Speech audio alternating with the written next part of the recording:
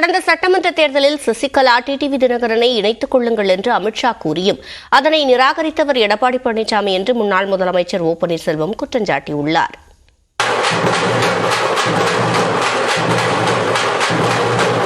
திண்டுக்கல் தாடிக்கொம்பு சாலையில் உள்ள திருமண மண்டபத்தில் அதிமுக தொண்டர்கள் மீட்பு உரிமைக்குழு நிர்வாகிகள் கூட்டம் நடைபெற்றது. ஓ பன்னீர்செல்வம் தலைமையிலான ஆலோசனைக் கூட்டத்தில் அவரது ஆதரவாளர்கள் கலந்து கொண்டனர். இளம் பச்சை நிற வேட்டியில் பங்கேற்ற ஓபிஎஸ் எம்ஜிஆர் மற்றும் ஜெயலலிதாவின் உருவப்படத்திற்கு மலர் தூவி மரியாதை செலுத்தினார்.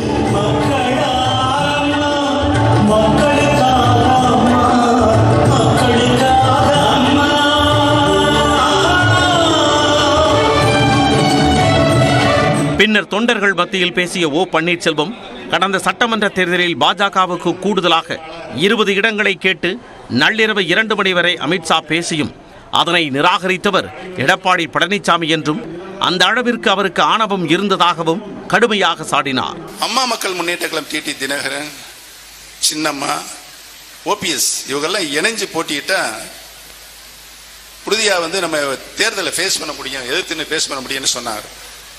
இவர் அதெல்லாம் முடியாது, சின்னம்மாவை இங்கே சேர்க்க முடியாது, டிடிவி சேர்க்க முடியாது.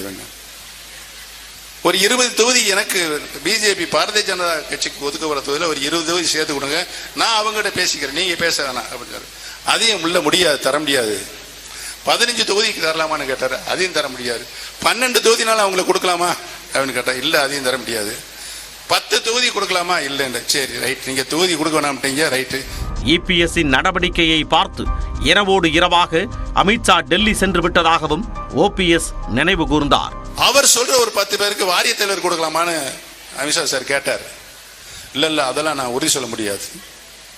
இவர் இப்பதான் பாவம் ஜெயிச்சு முதலமைச்சர் இருக்கும் மாதிரி தலைக்கணம் தலைக்கேறி அவர் உடனே இந்த பதில சொன்ன உடனே எந்திரிச்சு டெல்லி கிளம்பிட்டார். சார்ட்டர் இத்தனை மணிக்கு, மணி 2 மணி இரவு.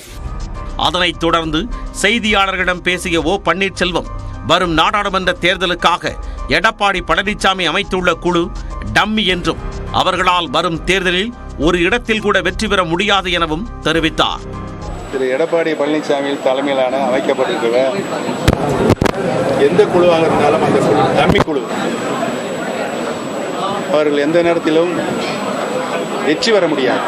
தமிழ்நாட்டில் பாஜக கூட்டணியில் மேலும் பல்வேறு கட்சிகள் இணையும் என்றும் பாஜக கூட்டணியில் தான் தாங்கள் இருப்பதாகவும் ஓ பன்னீர்செல்வம் திட்டவட்டமாக கூறினார்.